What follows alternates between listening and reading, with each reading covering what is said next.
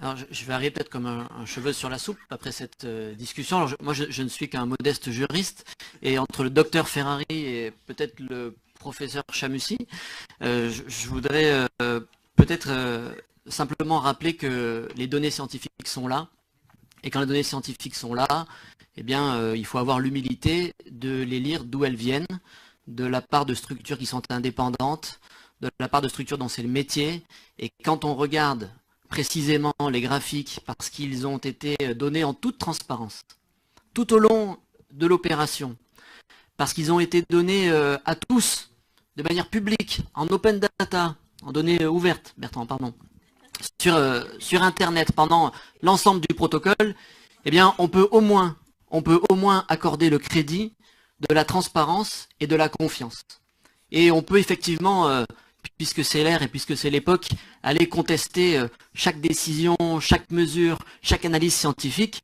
Mais n'étant pas de ce métier-là, je m'en garderai volontiers, et je pense que chacun doit le faire avec un peu d'humilité, parce que les propositions qui sont faites et les graphiques qui nous sont donnés sont des graphiques rigoureusement scientifiques et contrôlés par les pairs de ceux qui les ont produits. Je voudrais, après cette explication, rappeler simplement la position qui était celle du groupe PASC quand nous avons discuté lors du précédent conseil pour lancer cette démarche.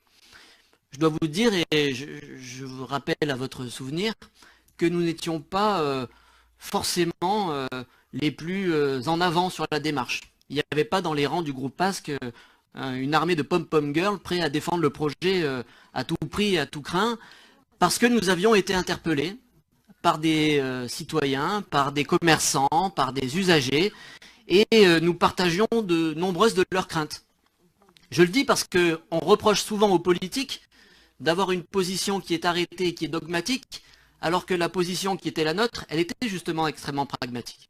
Pour répondre à ces craintes-là, et nous l'avions exprimé, oui à ce projet, à condition qu'il apaise les craintes, à condition qu'il remplisse les conditions politiques que nous étions fixées.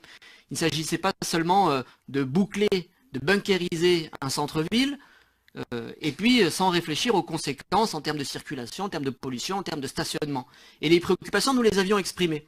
Et d'ailleurs, dans notre groupe, avec le vice-président qui, lui, a toujours défendu fortement ce projet-là, nous avons eu des débats. Mais je crois que c'est aussi ça la démocratie. Et nous avions abouti à un consensus pragmatique qui consistait à dire, eh bien, jugeons sur pièce.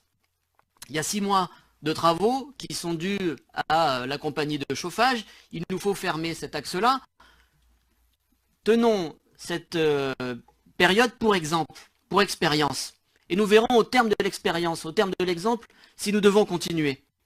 Et si jamais les données ne sont pas bonnes, si les analyses ne correspondent pas à ce que nous attendions, si l'objectif politique n'était pas atteint, nous aurions fermé la porte. Et c'était ça l'amendement qui était proposé. Aujourd'hui, avec toutes les réserves qu'on peut apporter sur des études scientifiques, qu'est-ce qu'on voit? Qu'est-ce qu'on ressent d'abord? Eh bien, vous êtes piéton, automobiliste, usager de ce cœur de ville, et chacun peut reconnaître en toute honnêteté, s'il n'est pas scientifique, que le bazar, le bordel, quand nous avait prévu, eh bien, il n'est pas là. Il n'est pas là. Et la révolution que l'on attendait, eh bien, en termes de bouchons et de congestion, elle n'est pas là. Alors ça, ce n'est qu'un sentiment. Et quand on va plus loin dans le détail, quand on lit ces documents scientifiquement rigoureux, scientifiquement exacts, eh bien, que voit-on? On voit que sur la circulation, les chiffres rejoignent le ressenti. Et que cette année, encore une fois, la difficulté, elles existent, les difficultés. On ne va pas les nier. On ne va pas dire avec notre démarche pragmatique et exigeante que tout est formidable et qu'il n'y a aucune difficulté. Mais quand on regarde ces chiffres-là, on voit bien que la circulation a globalement baissé. On est sur un centre apaisé.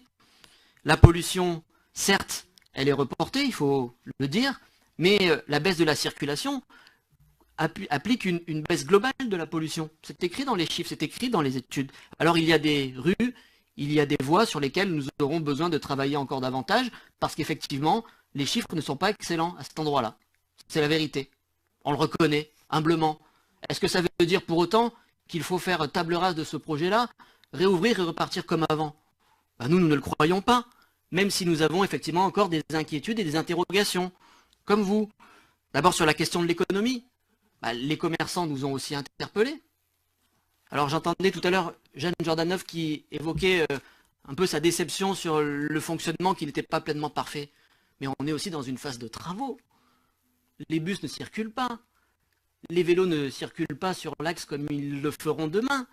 Laissons à ce projet dont nous avons vu la première étage de la fusée avancer dans le sens de la trajectoire que nous avions définie, laissons-la aller au bout de cette trajectoire et de ce voyage-là.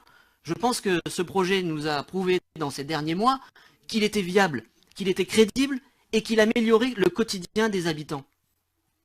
Alors, moi j'ai envie de faire en sorte que cette démarche, encore une fois pragmatique, hein, j'éloigne le dogmatisme dont nous pouvons, et j'en prends ma part, être parfois les coupables.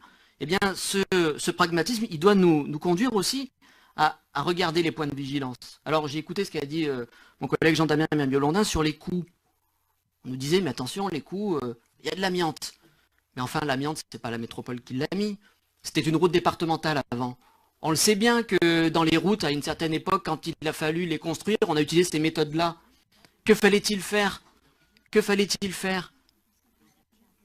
Il fallait effectivement le travailler et avoir une vision certainement globale du budget, mais quand on ne sait pas, quand on découvre cela, et peut-être qu'à Coran ou dans d'autres communes, on sait déjà, on fait des forages, on crée avant et on a la connaissance et la science infuse que d'autres n'ont pas, mais on a trouvé une difficulté.